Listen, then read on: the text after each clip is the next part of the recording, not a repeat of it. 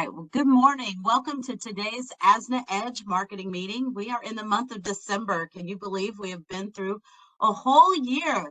But we are so glad to have you with us today. I do want to share my screen here real quick and let you know what we have for you. We have our ASNA Edge podcast. I hope you all can see that. Want to remind you of these services we have: the podcast, the Ag Market Brief, and our Livestock Market Brief. Sterling Smith provides the Ag Market Brief for you twice a day and the Livestock Market Brief once a day. These QR codes that are noted right along the side, you can put your phone up to that and scan that code and go right to the podcast. Right as you're on there, you can hit the subscribe button and get that podcast every day.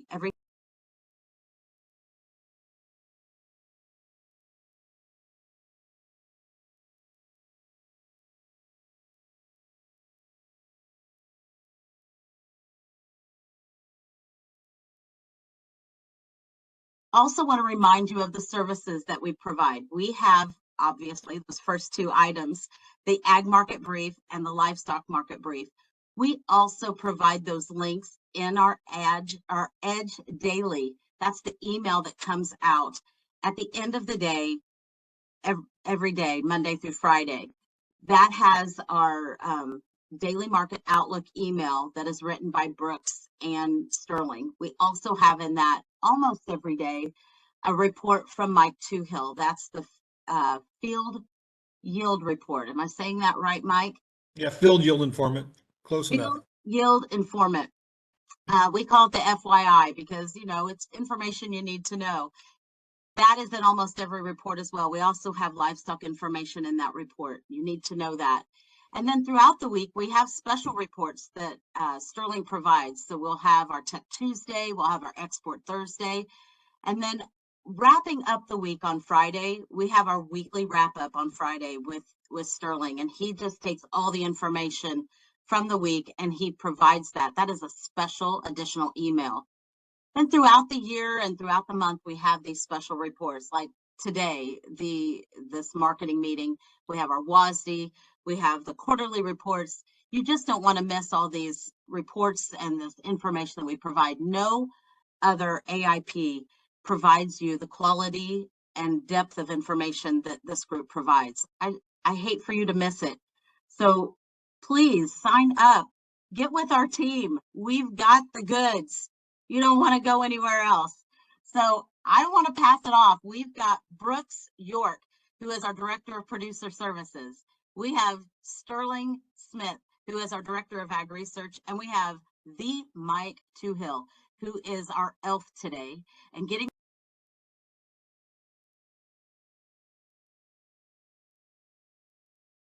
before he takes off on this magical run. So I just want to make sure that you take a moment to meet with our guys. They are here for you to answer your questions. So here you go, guys. Take it away. Tell us everything we need to know as we end the year and get ready for our Plant 2023. Can you believe we're saying that? It's just about that time, isn't it, Christy? I've still got to get all my Christmas shopping done. I've got a little over a week, so I've got plenty of time. I don't sweat it yet. Cabela's can still deliver in time for Christmas. Well, to bear with me a little bit today, folks, I'm a little under the weather.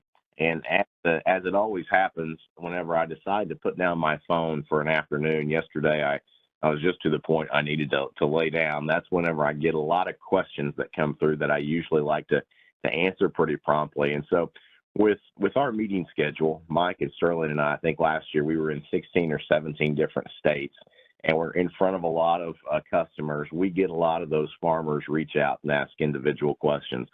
And I thought what we might do today, and we've got some extra information besides this, is really address some of the questions that I've been getting over the last couple of days. And I mentioned this earlier. We have dialogue between the four of us on here, but a lot of times WebEx is just tough for you to answer your questions or even ask those questions. So I would encourage you, it's real easy. Christy, how do you ask a question on this meeting before we get started? I am so glad you asked. It is super easy. You go right to that chat box or right to the Q&A box and just type your question. It will say two, and you can hit host or panelists or everyone, and we will be watching for those questions to come through. Well, this first question that I got yesterday, and it's a repeat question time and time again. Sterling hears this all the time. And I think both Mike and Sterling have a good answer for this. But so last year, about this time, maybe a month earlier in November, the balance sheets really didn't look, it looked as if we could build soybean supplies. In other words, we kind of thought we were at the bottom of the barrel. We would start building supplies back up. And that didn't happen. And that primarily happened because of what went on in South America in December and January, lack of rain down there. But we're sending a similar message right now. And as farmers create income at the end of the year, especially if they need a considerable amount, soybeans are the easiest commodity to generate a lot of dollars out there, the quickest way. One load of soybeans versus one load of corn just doesn't generate the same dollars. So the concern, Sterling and Mike, is we made the mistake last year of selling these beans the first part of December to get that revenue. Are we making that same mistake this year? What's the probability of these beans continuing to go up like they did last year, kind of catapulted from that December, January time period? And honestly, I did a lot of meetings in November and December last year where I wasn't optimistic bean prices. It certainly looked like we could build supplies, and that didn't happen. Sterling, tell us a little bit. I'm going to save the weather part for Mike. I wanted Mike to concentrate on South America. Tell us what's different this year maybe than last year. Well, it is, in fact, the first thing that is different is the South American weather situation. Last year, every time, this time of year, it's easy to be pessimistic and you need to be alert to the conditions in South America. If they're having a crop problem, that's going to result in lower yields. That's going to mean we're going to see, a bigger piece of the export corridor come to the U.S. This year, we are off to, and Mike will touch on this, a much better start.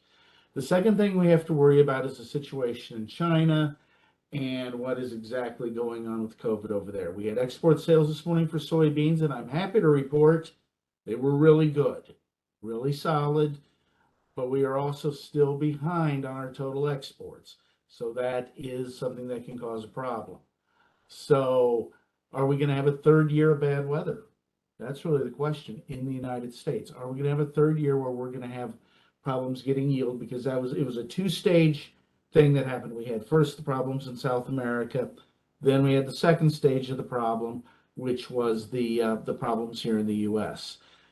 If we can do that a third year in a row, you have a pretty good chance of getting beans higher. If we can't, which laws of probability say 3 years in a row bad is pretty tough, we're probably going to be looking at better supplies. And there's some things you can do right now in terms of retaining board ownership of the beans if you want to sell them. That's a lot cheaper than it has been because the volatility in the soybeans has dried up considerably. That's interesting. That volatility is not there, and it has. I mean, if you think about back 5 years ago, if you saw a day of a 6 to 8 cent move, that was kind of a regular day's move. You fast forward it to last year, and Sterling, we're looking at 20, 25 cents a day each day, big movements back and forth. We haven't quite seen those over the last 3 months. Sterling mentioned South American weather. Mike, I know that you concentrate a lot on that in a lot of your presentations. Tell us, I think specifically in southern Brazil, things are a little bit different than they were last year. Do you have anything to show the group that would illustrate that very well? Yeah, we can, Brooks. I guess just to have you a quick answer for your question about prices. At this time last year, Brazil was the country we were watching. Argentina was off to a very good start, and it's kind of flip-flopped this year. Overall, the weather pattern in Brazil looks very good, except for that small southern tip of Brazil, and Argentina's having the problems. But we have to realize that Brazil grows 3 times as many beans as Argentina. So last year at this time, we were worried about Brazil. Argentina in pretty good shape. This year, we're worried about Argentina, and Brazil's in very good shape. So just the mathematics of that show us that looks like the South Americans got a much better soybean crop coming this time last year. Interesting. I think you've got some slides probably later on that. Yeah, we sure can. excuse me, I'll answer that question a little bit from kind of a common sense view as well. Do you sell soybeans right now? Here's the issue that I think a lot of farmers are facing. Most of our expenses for the 22 crop are behind us. We've made all of our investments in the 22 crop. They're long gone. We're starting to make our investments in the 23 crop. So think about P&K being placed on fields. Mike, P&K is not right now. I'm sorry, Brooks. I said, Mike, P&K right now is not cheap. I mean, when you look at the price tag for that per ton, what are you showing up your way? Yeah, Brooks, we are seeing a slight decline in fertilizer prices here for the month of late November, December, and that's kind of following the corn price kind of bleeding its way down. But I worked through some numbers today. If we have time, we'll show those later today. The price of N is still around 90 cents for ammonia and over $1 for 28%. So it looks like to me, although fertilizer prices are trending down, if I was going into 2023 with a very dry soil profile, no water, irrigation, I'd have a hard time putting a lot of inputs toward this corn crop. So again, kind of looks like to me probably favors a little more soybeans and corn, kind of different than what a lot of folks are thinking this year. So kind of another point that maybe it is a good time to sell. Mine is a really common sense answer that can you make money at 1450 to 1525 beans based on last year's crop. Some cannot, some can. But before we invest a tremendous amount of money in next year's crop, I think we need to put this one to bed. So I don't think it is a bad thing. In my neck of the woods, I think I've got Autumn on here. I see maybe Aaron on here.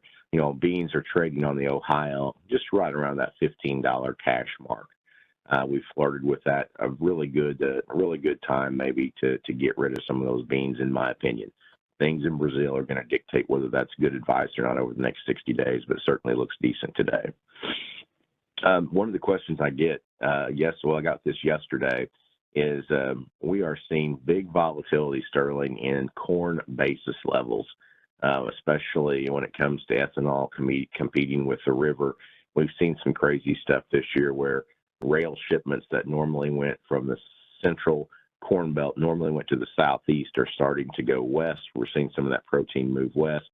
The corn market has been very, very dull to us over the last 30 days. What is going on in corn? You talk about lack of volatility. We've got it in the corn market. Well, one thing, with today being a good exception, we've seen rather sloppy export sales. That's the first problem. We had the concerns about the river earlier, and ethanol producers, normally we start to see a pickup in production this time of year. It's been a little bit sluggish this year. I think gasoline demand, even though prices went down, gasoline demand is sluggish, and that's creating one problem. Another issue is we're looking at a shrinking cattle herd. So as that gets smaller, and we're probably looking at a smaller hog herd going forward as well, that kind of slows down that feed demand a little bit. Interesting. You mentioned gasoline consumption. I'm going to see if I can pull up a slide here that illustrates that. It may be challenging for me to do it on the fly, but gasoline consumption, I found a pretty interesting. It was a map with consumption per state. And pre-COVID, if you go back to 2016, we hit kind of a high water mark at around 143 to 145 billion gallons of gasoline consumed in the U.S. That was motor fuel.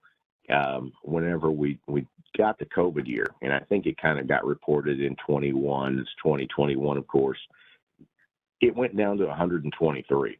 So when you think about that in percentages, a big decline in gasoline consumption. We all know the reason why. Interesting today, we've never been able to get back up to where we were at in 2016. We continue to stay around 132, 133 billion gallons of motor gas consumption. Interesting, Sterling, we talk about this a lot, but your left coast and your right coast, especially the Northeast on the right coast, those numbers are where things never really came back. And what does that mean for ethanol long term? Well, ethanol is going to face long-term challenges. And again, we have a demographic issue. We have one segment of the population getting older, and they inherently drive less. And a lot of those, also those older people are relocating out of the Northeast. They're leaving the high cost of living, going to places in the South. So that's going to be a particular problem for the Northeast. On the other side of that barbell, we have younger people who are not nearly as interested in driving as, folks, old people like Mike and Brooks and I. So they're not interested in cars. They're interested in tennis shoes and playing on their phones. And are getting driver's licenses later in life. They're used to having things delivered. They don't go to the mall. And that's something, when those habits set in, those are very, very hard to change over time. So as we move forward, not only are we looking at weaker gasoline consumption, we're looking at generally fewer miles driven. Then we bring in the EVs. And if you watch the ads on television, everything is about an EV. You go rent cars in California, Tesla's going to be an option. Pretty soon you're going to have electric Chevys and Fords being options when you rent cars. And that is one of the main ways used cars filter into the system, is through the rent-a-car companies. And they're all recalibrating after COVID. So this isn't going to happen instantaneously. And no, the neighborhood gas station's not going away anytime remotely soon. But at the margin, it's going to be very hard to increase gasoline consumption. And when it's hard to do that, it's hard to increase ethanol consumption. To add to that, we spend a lot of time in Washington, D.C. as a company. And, I think if you went back 2006, the green fuel out there was predominantly ethanol. I remember the bumper stickers when I was in No Thanks Iraq. I use ethanol. Back earlier in the 80s, we got the gasohol stickers. I remember the gasohol stickers, on everybody's Ford pickup truck in 1979. But ethanol is now kind of taking a little bit of a back seat as the green source of energy. And case in point, if you come to my place, I live 12 miles from the next town, and you're going to find about 7,500 acres of solar panels being placed literally out in the middle of nowhere. And when you think about this, I'm not going to get into the pro or con solar panel market, but when you think about this, we're placing solar panels where I live. There is a pocket of oil production, so you are essentially displacing perhaps a more reliable form of energy and not being able to drill that ground. You're taking out protein consumption. And then something that we're going to hear about here in a few years is carbon sequestration. So essentially, you've removed corn and soybeans from a lot of fields, putting panels in there without carbon sequestration. So I guess to my point, ethanol has taken that back seat now in the green view of things, probably behind wind. That was a trend maybe 12, 15 years ago, and now solar really seems to be taking over. So corn volatility, we've got ourselves in a little bit of a situation here. Basis levels look pretty good. If you're along the Mississippi, if you're along the Ohio, if you're near an ethanol plant out west, those basis levels are as strong as they've been historically in a lot of cases. One thing that you might consider doing is, if you don't want to flat price corn right now, corn trading right now, sterling around 650 March, in that neighborhood. 651 and a quarter this morning. Yeah, so you kind of see where we're at. We kind of stayed and hovered around that 670 number for a long time before dropping down here to that 640, 655 range. It may be you want to make a basis contract. That's going to get you, if you make that basis contract versus the March, you can get an advance of your money. Usually about 70% is what the elevators grant to you. And then you basically stay along the board through February 24th, 25th, and that point in time. At that point, you can either roll that contract to the May or July futures, or you can price that corn out. So that buys you a little bit of time right here. Sterling poked some holes in that theory. Good one, bad one. What do you think of it? No, I think that's an extremely good theory. And right now in Brazil, they're growing soybeans mostly. There is some corn planted. Most of the Brazilian corn crop is the second crop that they plant. They're going to be starting harvesting in the very earliest areas, a couple, 3 weeks, kind of depending on when it went in. There'll be corn going in after that. By the time we get to March, we're going to have some very good ideas what that South American corn production is going to look like. We're going to know where that weather is. And I would be ready if that production looks good and the board is still firm, i.e., let's say above 625, you're probably going to be doing about as good as you're probably going to do. And this gives you the choice of if there's problems or there's problems here, we get flooding in the spring or whatever may happen. If the price goes up, you have the flexibility to take advantage of that. So that gives you the best of both worlds. And remember, basis is not a futures contract. Futures hit lifetime highs, and they can make new highs and they can trend higher over a decade. Historically, great basis levels are just that, and they can slip away very quickly.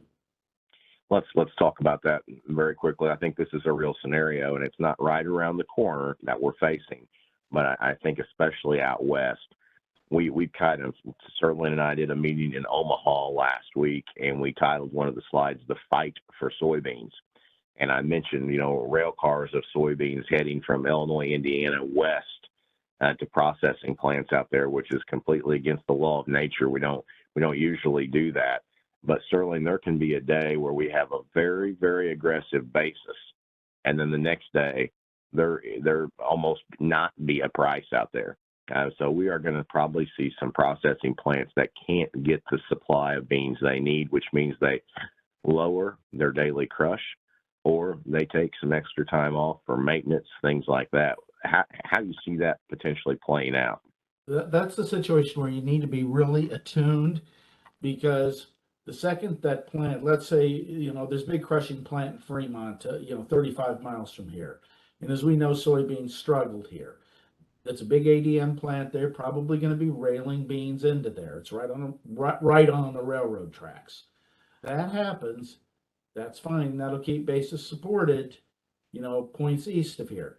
The day ADM decides, well, this crush margin isn't so good anymore, we're going to need to cut that down, that basis will snap and it won't even give you a warning. It'll just be gone.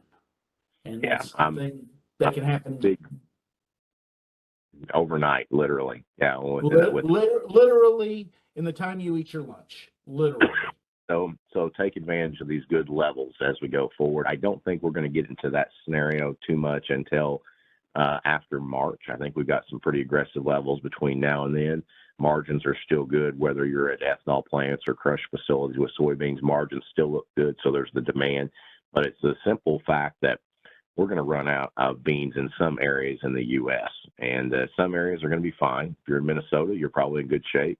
You're in southern Illinois, southern Indiana, operating a processing plant, you're probably going to be all right. But there are some areas where it's going to be a challenge. Mike, this next question, I've got folks that I see several on here that grow soft red wheat, okay? And we got a lot of wheat in the ground, and the old adage, you plant the dust, the bins will bust. We're hoping for that one this year because there was a lot that went in pretty dry. The wheat looks pretty good, and you and I were out in Nebraska, and I've been in Kansas, and boy, it's super dry out there. We've had some reports out of western Oklahoma about how the wheat just, you already can kind of write it off right now. What in the world from a weather standpoint, Sterling, I'm going to kind of get you warmed up for this question, but we see prices just come down. Mike, has the weather broke someplace that we don't know about in wheat country? Because it doesn't seem like it from what you've been talking about. Yeah, I think so. And this is more in Sterling's area of expertise. But one thing I've learned from Sterling that wheat is a huge worldwide crop. And I know we've got some pretty big problems. Diaz did miss northern Texas, it missed western Oklahoma, it missed western Kansas. But in looking at the world productions area, I know it's very important to those U.S. wheat farmers. But again, I'll let Sterling have a shot at this. But as Sterling teaches me, wheat's a worldwide market, and our little chunk of wheat's not that big of a deal compared to the worldwide situation. But no improvement substantially in that Kansas, Oklahoma, Texas crop recently. Is that correct? That is correct. Although most of the soft red winter wheat here in Illinois, we've had an improvement in the wheat. Indiana, Missouri's also had some very good rains, Brooks. So again, it looks like West's struggling and wheat crop has really improved from Missouri through southern Illinois, southern Indiana. So Sterling, if you're watching Chicago wheat, 944 not too long ago, I remember looking at that thinking, well, it's a pretty good number. 744 in recent trades. Have we completely missed the boat? Well, the problem one, the first thing is there was a lot of issues in Australia with flooding and things. That has damaged the quality of the wheat noticeably. However, they're still getting out a really solid crop. So when you look in terms of wheat quality, low quality wheat is going to be very common. And that tends to pressure the Chicago futures more. So that is continuing to grind this market lower and lower. The higher quality wheats can perform better. Now, we have wheat obviously in the ground out here in southern Nebraska and across Kansas, and it's gone in pretty well, but it's also moved into dormancy. The condition of that crop when it went in was not very good. That can have absolutely no relationship on what happens this spring. It's wheat. And guess what? You can kick it, beat it, and all of a sudden, you get a little rain in the spring and a little sunshine, and you've got wheat. And that's the plant in the dust and your bins will bust for wheat is specifically meant for winter wheat. So it's very hard right now. We're doing better today, but speculative demand for wheat is not very much. Even with the dollar sitting at the lowest level in 6 months, our exportability in the wheat is extremely limited, and that's been hampered by the problems in the Gulf. If you look at wheat export inspections, they're dragging, they're well behind. Right now, I just did our export sales report for this morning. I'm going through it right now, and there's going to be a statement in there. Right now, we are tracking for the worst year for wheat exports in the United States in the last 5. And we are beginning to really confirm that. So that is going to be a problem that isn't going to go away without help from a lot of Mother Nature. It doesn't make sense to me based on some of the problems that we've had in the U.S. here. We saw in Australia. It kind of goes against that common sense that, the specific question is, do I make my sales for this wheat in June, July? And I've got to think right now, maybe you hold off a bit before you pull the trigger. I mean, if we are in a big downtrend, if you see something around $8, the kicker is Sterling mentioned lack of export demand. And that's going to weigh heavy on basis. So if you remember last year when we had elevated futures levels, we saw basis levels trade as much as $2 under. Now that was kind of a mechanism of controlling logistics more than anything else. But whenever it improved and it settled in, a lot of us on the Ohio and Mississippi saw soft red levels really not get much better than 20 to 40 under. And in that regard, we haven't seen a huge improvement even with the futures going down. So we've got to be mindful of that. If you lock in $8 futures on July wheat in Chicago, don't plan on $8 in your pocket because we just don't know where that basis is going to be. It could easily be 40 under. Exactly. And one other thing that's been an ongoing depressant to the wheat market is Russia had a huge wheat crop. And they have been willing to dump it in the market and get whatever they can get for it because they're sanctioned. So buyers aren't, Germany's not going to be in here buying Russian wheat too much if they can at all avoid it. Eventually, Russia will run out of wheat to export. That will happen. And that I'm not saying it's going to turn us into a raging bull, but maybe it'll lift some of that pressure on the market. And we are very oversold, and we could have a bounce. And again, you see Chicago wheat, printing above 8 and certainly above 820. Those may be about as good a levels as you're going to get, especially if we start to see heaviness sink into the corn and bean market.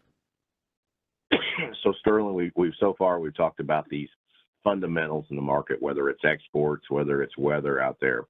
Another fundamental in the market are the spec funds. Can you kind of tell us where the wheat funds have been converse to the soybeans and corn over the last few few weeks. And that's another kind of scary factor to me when you look at corn, because you can see corn, can corn go lower? It can. If you look at where corn's at for December of next year, we've got a huge inverse in the market. I mean, we're struggle to get $6. Excuse me. That cold is coming back on me during today's meeting, but we're struggling to see $6. We could see a sell-off in corn due to nothing but spec funds. You care to talk about that for a bit? Yeah, I'm not only gonna talk about it, I'm gonna show you a picture because it's easier to show than it is to describe. So right now, this blue line that I'm highlighting is the fund position in wheat. And as you can see, we're short about 71,000 contracts. We're going to go back to the start of the war in Ukraine, and that's coming in right here. Funds are positioned about the same. The thing about this is that it really didn't change that much. They never got wildly bullish. In fact, this is zero right here. Funds were never actually net positive wheat, and they've been gently adding to this short. Yes, it's the shortest they've been for this time of year in 5 years, but we're nowhere where we were down here on this green line down here in 2017. So what that means is there is in fact room to sell if they're so inclined. The more interesting situation is with the corn. In the first, and as you can see, we've been peaking lower. We get a little bit of a bounce, we drop, we bounce, we drop. We're in a little bit of a bounce right now.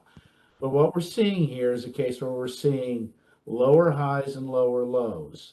That is the definition of a bear market. Okay, we haven't fallen out of bed and fallen apart yet, but this is the same sort of symptoms we saw in January in the S&P 500. So this is something that we need to pay attention to. Now I'm gonna pop up a chart here of the fund position in corn because we've had a lot of activity, and then we're gonna kind of remember what I just showed you over the last, let's say the last month and a half with the corn, and now we're gonna look at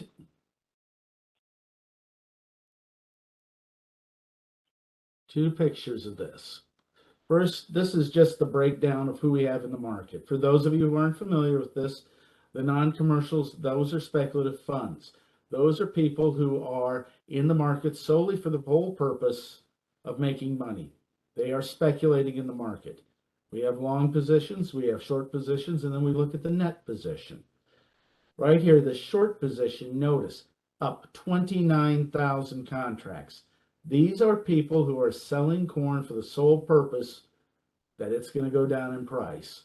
And notice right here in this little column, 20 new traders. That means there's 20 new funds out here actively participating in the market shorting corn. That's the sign that we may be getting in trouble. Now the net position, you can see right here, we got 32,760 long positions. How much is that down in 1 week? 76,000 contracts. So what that means, you had 47,000 longs take their ball and go home, meaning I've been long corn, I've made money, or I'm tired of losing money, or whatever it is. They took their ball and went home. 29,000 new contracts with 20 new participants came in and started selling. Now, I'm going to take a little picture of this chart here, and we're going to put this out so we can see it over the last 5 years, because with this stuff, the time of year does matter. And right here is our current position. And as you can see, we weren't record long, but we were supportively long. We rallied nicely through here. But notice, as I was talking about the corn leaking lower, notice this fund position is now sitting precariously just above zero, and it is in fact right at the intersection here, the 5-year average. So we have had definitely a change in tenor and behavior from one entity that has been very supportive to corn prices really for the last 2 years. Sterling, I think this plays hand in hand to what you said during the WASI meeting, is that, I think all of us on this call we look at things and maybe we want to be bullish. Maybe that's our nature, But you can look at some things, the crop we had last year, the weather we saw out west, what we're seeing in Australia, the war in Ukraine, and you can just shake your head and say, I don't understand why, we're down so much on corn and soybeans right now. You made the comment the world has adapted, and the world really kind of saw things, I think, probably through a worst case scenario when Russia invaded Ukraine. They looked at it and they said, oh my gosh, there's 1.6 billion bushels of corn that has just turned into a zero. There's X amount of bushels of wheat that is absent from the marketplace. Will Russia even get anything out? And I think at that point in time, users started to prepare. Talk about how the world has kind of developed a new strategy since all of that happened. Well, one thing, what we're seeing in the wheat market, and this is borne out in our weak export sales, is that it's become a very hand-to-mouth operation. You're not planning too far ahead. You're not willing to take too much risk. So it's become hand-to-mouth. If you're a miller, if you're someone who makes Oreo cookies or whatever it is you make, you have an ideal formula that you want to use, balancing out however you need to balance the wheat. You can adjust that. And we've had some quality problems. We've seen this in the corn market, and some things that I picked up from the people at Mondelez and things like that. So what happens is you have, well, I need this much wheat. Well, I'm going to try and buy the cheapest wheat I can, and then I'm going to blend it off and, make it work. And the world has adjusted to that. And there hasn't been, no one's willing to be an aggressive buyer, because anyone who was an aggressive buyer on the panic got their fingers burned and got it burned bad unless they got out in a big hurry. So that has created a situation where the world has adjusted the way it consumes wheat a little bit. And when that happens, that tends to depress prices. It's really it's not the first time we've seen this at all. This is just the way the market works. I use this example so many times, but I can remember in 2006, I call the beginning of the ethanol market about October 4th or 5th, 2006. It was whenever we used to sell $3 December corn, $3.10. The price would almost certainly go down in the fall. You could even sell call options, and it was, people. I remember marketers saying it's like taking candy from a baby.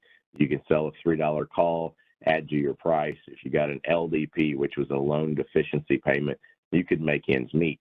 And I'll never forget that first part of October in 2006. The ethanol mandate was for real. And I remember telling myself, there's no way we can make this happen. There's no way we can produce enough corn to meet this mandate. And then a few years later, Mike, you remember 2012 in Illinois, pretty rough time. We not only had this ethanol mandate, we had a drought. I think the national corn average was 126. And you say, had you known that in 2006, you'd say, oh my gosh, corn's going to be, there won't be any left. By 2014, the world has adjusted, and there's 2 billion bushels left over in the U.S. So this is not something that is out of the realm of possibility. As a matter of fact, it's the norm as to what we're experiencing. Sterling, Mike, I think, guys, we would be remiss if we didn't really, I think all of us have a bit of fear in this market for next year. Most of our audience are agents. One thing that we won't roll it out quite yet, and I give everybody kind of maybe a sneak peek in just words, but the old profit matrix is back with AgriSompo North America, and we think we've rolled it out at a really good time. And unfortunately, it's not for really good times. But I think as an agent, it's really going to help you decide what policy that you choose. A lot of you have used Band, a product that we offer out there to cover different segments of the market. Great way to illustrate how Band can work, maybe, and some different perspectives that you even thought about it in the future. So when we look at this, we're rolling this out, one, because it's a great tool. Two, because, I think there's a sentiment out there that we believe we're not going to be in the times of 30 and 40% ROI. We're going to skinny up. That's not to say that every farmer is going to lose money. That's not what we're trying to say. We're trying to say things are going to get challenging here. we're going to be back to the 2014, 2017 markets where folks made money. We just didn't quite make the money that we've been used to over the last 3 or 4 years. And if you're sitting in Nebraska and Kansas, I take all that back. I know it was a challenge this year with not growing a crop, but across the U.S. as a whole, those margins, I believe, I think Mike does too, Sterling does too, are getting ready to shrink. So that tool is going to be available shortly through your AgriSompo North America marketing rep, and we look forward to really helping you use that down the road. Mike, having talked about that a little bit, you did a really good breakdown of some inputs in the last meeting. Overall, can you kind of tell us what we're looking at right now when it comes to corn and soybean inputs versus maybe last year? Yeah, the big one's going to be nitrogen, Brooks. For the 2022 crop, if the guy was using fall ammonia, we were able to buy that for around $600-700 a ton. Had lunch with a couple farming friends yesterday. They got a value at $1,200 a ton prepaid. So roughly nitrogen prices are much higher for the guys who use fall ammonia. They look consistently high for the guys who are using spring inputs like urea, 28%. So it's going to be expensive corn crop to put in the ground. One trend I'm seeing, and Sterling has talked about this numerous times, seems like people are using less P and K now because one, soil test levels are pretty decent, but they don't want to pay these prices. So we're probably not going to be doing the best job to grow a big crop as we've done in previous years. Nitrogen's pretty scary. And on the soybean side, Brooks, not saying this will be the case, but I think if a guy's got some marginal soils, marginal moisture levels, it seems like to me, although contrary to what a lot are thinking, it looks like this year will be more soybeans than corn, but I could be wrong on that. So costs are getting higher. It's interesting because that's what common sense says. Sterling's alluded to that a little bit earlier, especially if you were in an area that was really hurt last year. You were probably going to default to soybeans a little bit more for a lot of different reasons, cash flows, things like that. There's a lot of private analysts out there, Sterling, that are still showing corn acres topping soybeans. One of the leaders this week came out and said 92 million acres of corn. That seems extremely high to me. How could that even happen? Well, one thing, when analysts do things, you guide the future by the past. And that is the historical norm that we plant more corn than beans. It is unusual to see an uptick in beans, but I do agree, and depending on how the weather plays out, 92 for corn seems to me to be awfully aggressive. But let's keep in mind, it's December. And there's going to be some moving parts that go on here. So I do think, one, for next year, we're going to have yield risks. And when we get these yield estimates, particularly the private ones, those are also based on historic norms on full fertilized crops. Most of this stuff uses NDVI technology. They look at greenness. We learned a big lesson last year. Just because it's green doesn't mean it's producing the same level as last year. That's going to be a market challenge for this year, forthcoming as well. So that's another thing to be aware of. But I would not be too surprised to see extra soybean acres come in, because there's also a big global demand for soybean meal, and that has improved. And there are places willing to take in soybean meal aggressively that weren't before. And Argentina is a major soybean meal exporter, and if they have a short crop, there's going to be room for more meal exports, and that may keep the soybeans a little more buoyant than what we could potentially see happen with corn. And I think we're actually living that right now. Yeah. Certainly looks like soybeans have a little bit more life to them than corn does. Had a question kind of unrelated to some of the things we're talking about. I get texts from some of our audience members. It's easier to text than it is to do this. This is a question on the ERP program from last year. I'll go ahead and address it because I have had this one the last couple of days. Double check with Dan Sheehan and make sure that this answer is accurate. But the question is, if an ERP payment on wheat was provided earlier in the year, does that obligate that farmer or producer to buy wheat insurance multi-peril at 60%? And the answer is yes, for the next two crops or 24 months. Same way with corn, soybeans. So yes, it is. You are obligated to continue to insure with a minimum level of 60% on the MPCI for that commodity you received the ERP on. If you did not receive an ERP, most of our claims seem to be corn and wheat at least in my area. If it's soybeans, you do not have that obligation. That's a really good question. Something that we probably haven't mentioned enough in the past. Along with that, having spent a little bit of time in Washington too, I sat down at the end of the year and kind of looked through my numbers on the farm in a small operation, and I'm just going to go ahead and be pretty transparent. But 2 years ago, if I attributed PPP loans, CFAP2 programs, the amount of subsidies that came in to a small operation here was around $130 an acre. That wasn't this previous year. That was 2 years ago, in pretty good growing conditions. Mike, Illinois was pretty good 2 years ago. This past year, it's interesting. Unless you qualified for ERP, which a lot of folks didn't, that was based on past claims. There was zero out there. And I think this is where, it's kind of there's good intentions in Washington, but a lot of times when we really, really need those dollars, maybe they're not there. They come to us at kind of some odd times. There doesn't look like there's anything in the, this is a question I got yesterday, anything in the docket for that one per acre subsidy that comes out in the books. There was some dollars passed in the Inflation Reduction Act that go to agriculture, but it's going to go to a lot of conservation programs. You'll see some things funded a little heavier in Farm Bill when it comes around in August, but you got a lot of EQIP, a lot of conservation programs, but nothing like what we saw with CFAP and CFAP2 in the past. So it does not, to answer the question, does not look like there's a lot of relief coming like there was 2 years ago from the government. So, Mike, you always come prepared with some slides to kind of take us through the end. We're 46 minutes into it. Anything you could share with us from an agronomy standpoint? Yeah, Brooks, if I can get my stuff to work here. There we go. We'll roll through things pretty rapidly. Brooks has already covered a lot of these topics. Just going to share maybe a few South American weather slides. We're going to talk about U.S. drought situation.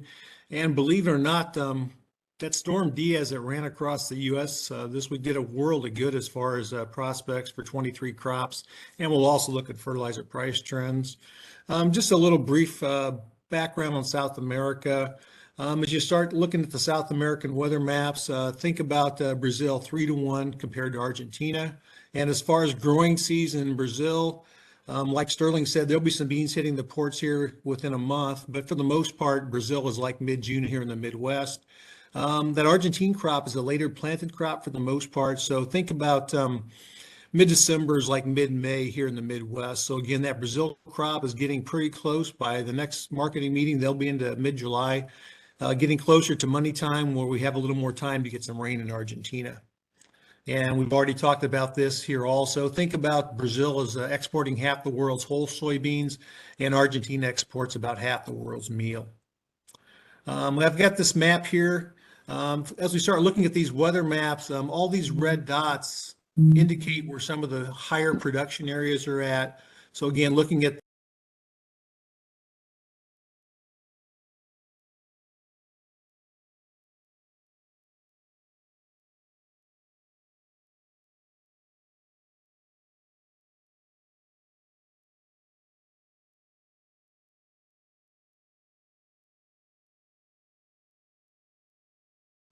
a little bit about South American corn production, and Sterling talked about this also. As you think about Brazil, 70% of their corn hasn't even been planted yet. That's going to come in January, February.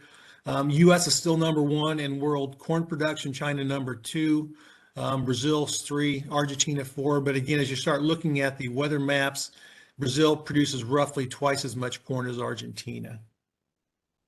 What are the current conditions in South America? And Sterling talked about this also. Brazil's had a very good year so far, very good moisture for the most part. There has been some dryness in the southern part of Brazil, but that area has started to be alleviated a little bit with some recent rains. And looking at most of the commodity analysis people I've listened to, the weather people, it looks like with increased acres this year, probably not a yield per acre on soybean production record, but it looks like a total production record coming out of Brazil. But one thing we have to remember, it's still like mid-June there. That has not been determined yet, but one more month of good weather is going to get them into mid-July, which tells us they're probably going to have a really good soybean crop.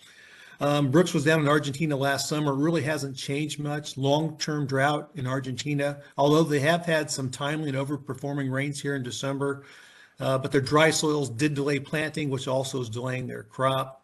So again, kind of looking at South America as a whole, Brazil, very good shape.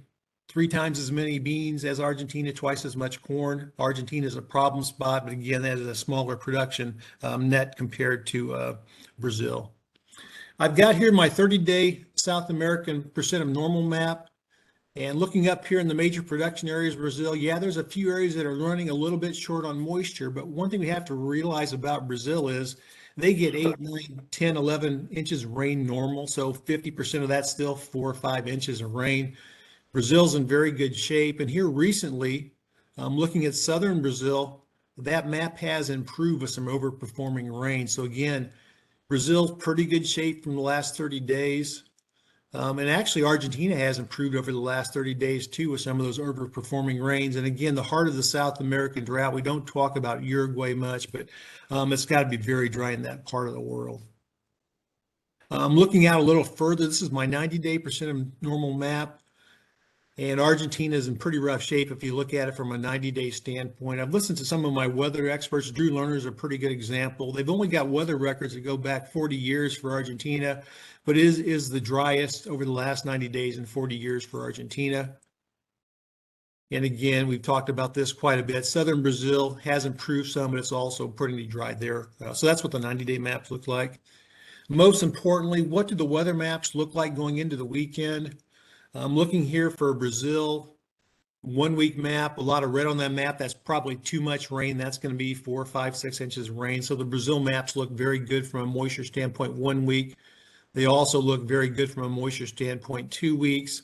Argentina is dry week 1, but some scattered rains in week 2. So again, as you look at these maps, the yellow on this map is 50 millimeters. That's still 2 inches per week. And all of these reds up here are over 100 millimeters. That's 4 inches a week. So it looks like to me, Brazil's got plenty of rain coming for the next 2 weeks, which takes them to our July. So kind of what the market's telling you, Brazil, good crop coming, a couple more rains, going to be closer to the finish line. We really have to watch the Argentine crop, though. What about temperatures? There's no real story on temperatures. Looking out over the next 2 weeks, shows up best here in this map on the lower part. All of these blues are below normal temperatures. So Brazil's got very favorable temperatures.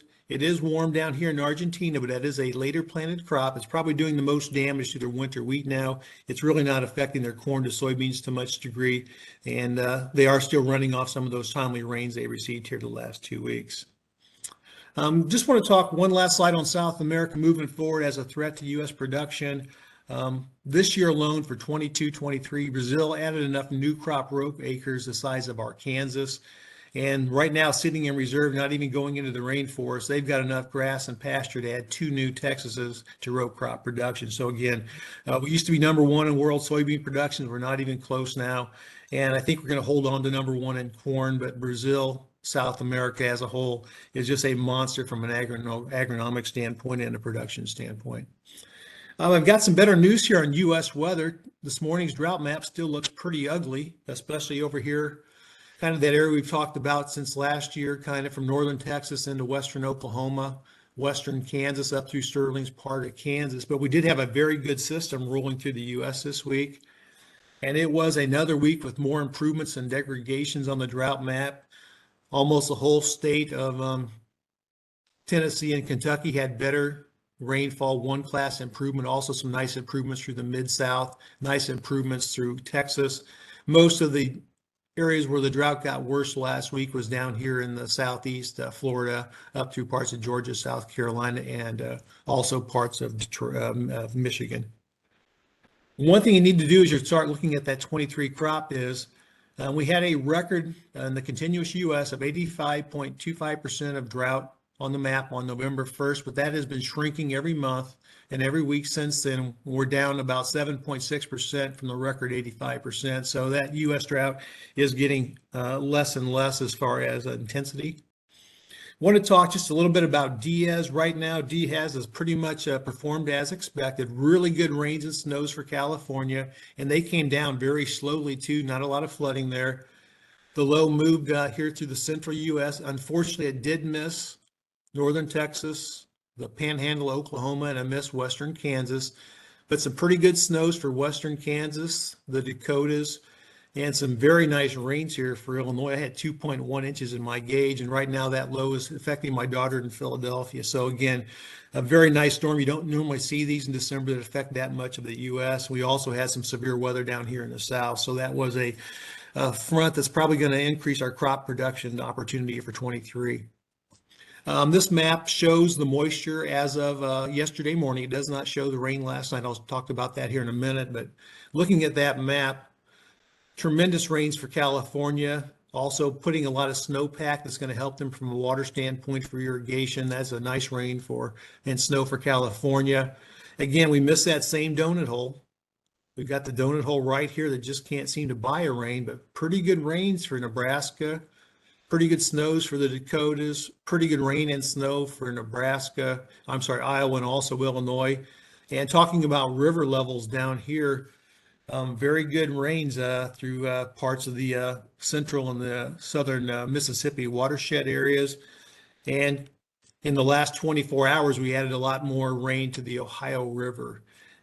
So again, most of that rain from parts of eastern Iowa through Illinois, eastern belt, affected non-frozen soil, and that soaked in pretty well, and that's good for our crop prospects. A couple more slides here for Christy if I turn her back over to Brooks and Sterling. If you're a fan of cold weather, the cold is definitely here and will continue. Very cold temperatures through the first of the year, and that's also good for our soils. Think about here in Bloomington, Illinois, just got 2 inches of rain, it all soaked in. Now we get that nice freeze on top of that rain. That's going to do some wonderful things as far as soil building. What about the cold? If you've already got snow on the ground, you're almost guaranteed a white Christmas. Going to have a white Christmas just north of Sterling through western Nebraska, the Dakotas, Minnesota, and Wisconsin. Here's one for Christy. Christy was asking on Monday whether we'll get a white Christmas. The chances are getting better. This is a map from the Peoria, Illinois weather forecast, and he's showing some snow here about a week out. This map has looked like it's coming to fruition already. This is our seasonal drought outlook. This is what the drought map's supposed to look like on March 1st, getting close to our springtime. Unfortunately, if you're listening to this meeting from the west, the drought continues. But just from the moisture from Diaz, a lot of this drought's going to go away already by next week. Some real good improvements here for Illinois, Indiana, Ohio. We've already seen these massive improvements down here in One thing we need to watch heading into spring, we've got the drought in the west. It's supposed to be here on March 1st. We talked a little bit about building drought in the southeast, so we really don't want those to mishmash over the I-states, but looking at the current conditions, that's probably going to be more of a June or July thing. As I wrap up today, I'm just going to talk one slide on fertilizer prices here to answer Brooks' question from earlier in the meeting. One thing I've noticed with fertilizer prices in my 35 years in the business, it really doesn't follow the cost of production much or natural gas. It seems to more follow the price of corn. And as the December 23 corn contract has slowly bled lower, fertilizer prices have dropped. Ammonia is down about $100 a ton from the fall high, but it's still very expensive at 86 cents per pound in. Current urea price is also down around 89 cents per pound in. And 28 was what my brother uses on our farm. He was able to prepay half of his nitrogen, but the spring component looks like it's going to cost over $1 a pound, which goes back to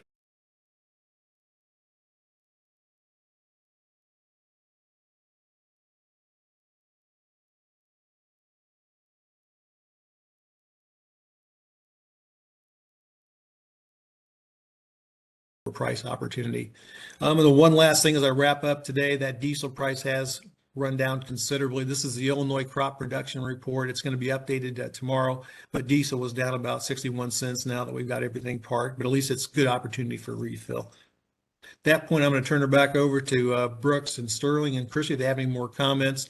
Again, as I wrap up today, South America, watch Brazil. Brazil looks pretty good. Argentina looks pretty dry. But again, Brazil 3 times as many soybeans produced as Argentina. U.S. weather pattern is looking better and better. Unfortunately, that donut hole remains northern Texas, western Oklahoma, and Kansas.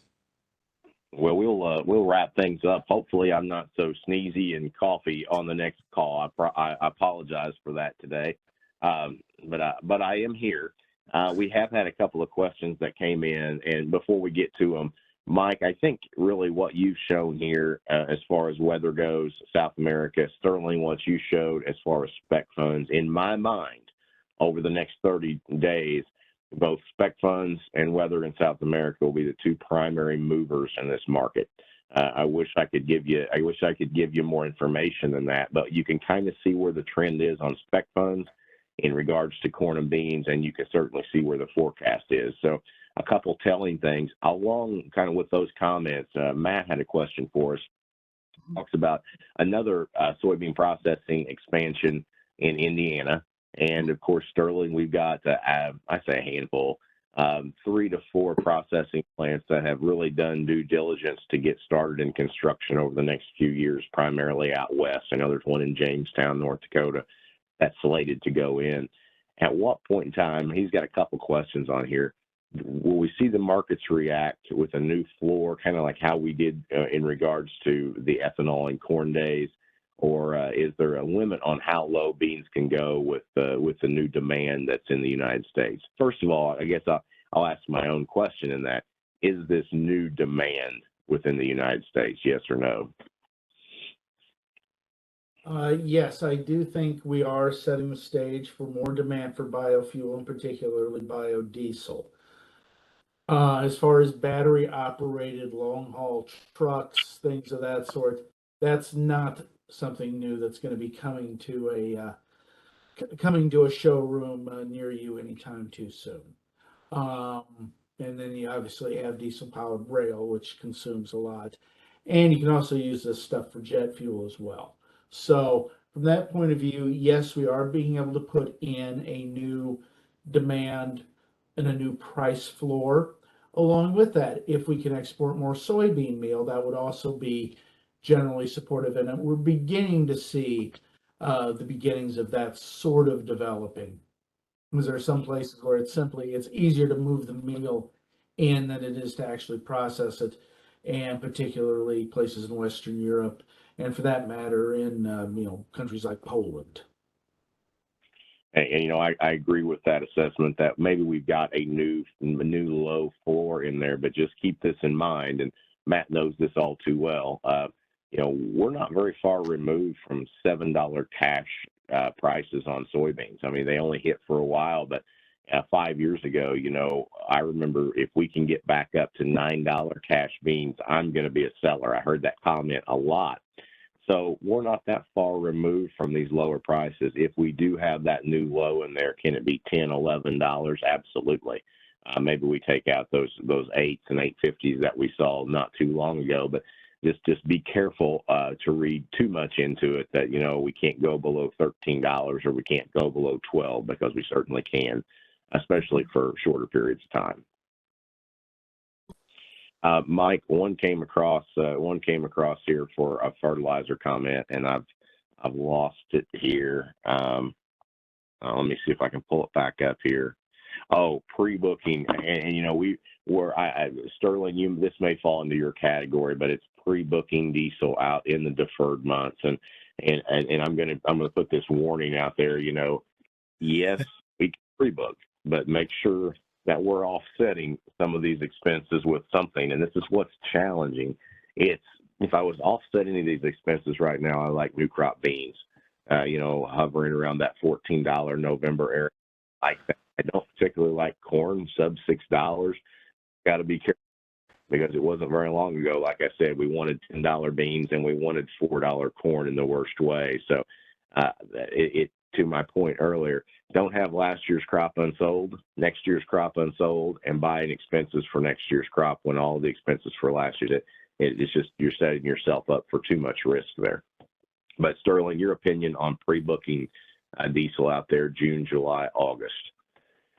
Energy prices have been extremely volatile, and we have seen a very nice relief in energy prices. Crude oil appears to have made a significant price bottom at $70 a barrel. We traded down there a week ago, and we're now trading right now at about $76, $77 a barrel. Our ability to break $70 a barrel is going to be inhibited by the U.S. Department of Energy. We have this thing called the Strategic Petroleum Reserve. And the administration has said that they're going to be willing to buy oil back at $70 a barrel.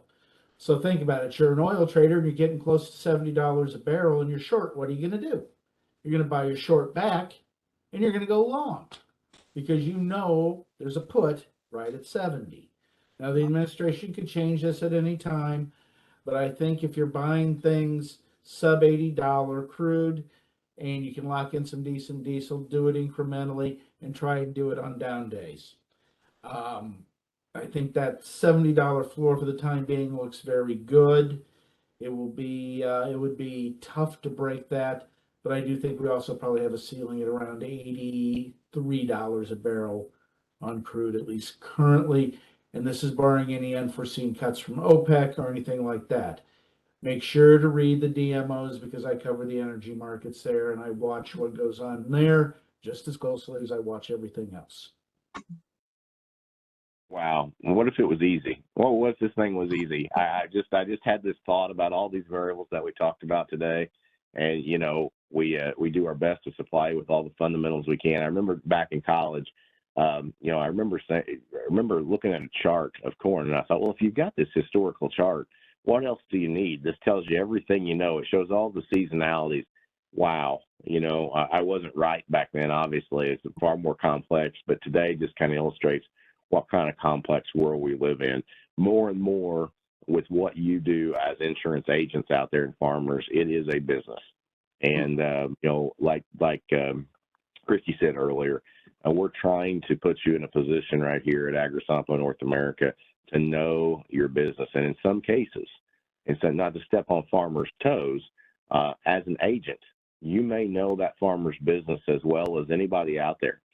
From an expense standpoint, hopefully we're going to throw you some tools here over the next 30 days that make that a whole lot easier. But one thing that's always been satisfying for me is sitting down with the husband and wife at their kitchen table on the farm and walking out knowing that, you know, I made a difference to the business.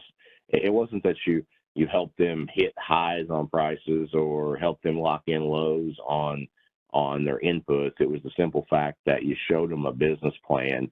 You illustrated it on how they can make ends meet plus have a little profit out there. I think that's going to be really, really important, Christy, as we go forward over the next year or two. So appreciate everybody's time today. Again, I apologize for all the coughing and hacking on my end.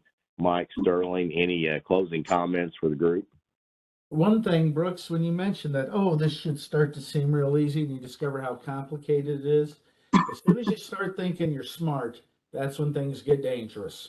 That's right. Because that's when the next surprise is out there lurking and will show up, and it's usually never a pleasant one. Whenever you're bulletproof, you find out differently pretty quickly. Yeah. Yep. Well, very good. Christy, take us away. I am happy to. I learn something every single month, and I'm right there with you, Sterling. I think, oh, I've got it. I think I figured it out. And then I call Sterling and I say, hey, this is what you meant, right? And he goes, yes, except when. And then I'm like, oh, man. So he's absolutely right. There's something new every time. So don't miss any of these meetings. And if you do, we record them just like we've done today. And they are going to be available, and they are available on our YouTube channel. So be sure that you go to that, subscribe to that channel, and make sure you watch these recordings as they're out there. Show them to your producers, show them to your agents if you're on our marketing team. Make sure you get out there and watch these. You have questions, send them to us at marketinginfo@sompointernational.com. We're happy to be there for you and be that resource for you. I do want to throw out here real quick that Matt did provide that soybean plant is for protein and not for biodiesels. So that's a little bit different for us out there. Sorry, sometimes, Matt, there's a little bit of a delay. So bear with us sometimes, guys, when that happens. I apologize for that. Do want to remind you that we're going into January of 2023. Our meetings are somewhat set, about the same as they were this year. We have our marketing meetings are on the third Thursday of each month. We will have those promoted on our social channels as well as in that daily market email. So watch for those links to be provided. You can register right from those. And then we have the WASDs as the USDA puts those out. We have those on our they're not on our planners, but they are going to be provided on our YouTube. I'm sorry, on our social channels. And of course, we do record those. But the next one is January 12th. And that is a big one, Sterling. What should we be looking for there? The January WASD. This is when the USDA will be finalizing production and acres planted numbers. That will be the first cause of volatility. The second thing is, how are they going to address exports? And those are going to be the two things we're going to look at. After the January report, typically the USDA only will address exports. So this will be a big report. As you can see from the last WASD, not much happened other than shaving a little bit of corn exports. So we could certainly see some things that can induce some volatility here, and it should be an interesting report. And also, that's January 12th. So we are looking almost a month away. We will have better ideas about what's going on in South America. Absolutely. So be sure to watch for that link. It will be in the DMOs coming up here. And then the week after that, so that following Thursday, we'll have our monthly meeting. So any changes that come from that, watch for that report to come out as well. We are going to go ahead and wrap up for today. We do want to wish you a very Merry Christmas, happy holiday season, and a happy New Year. So be safe, be with your family, and thank you so much for entrusting ASNA Edge and AgriSompo North America with your crop insurance. We are so delighted to be your resource. Thank you very much.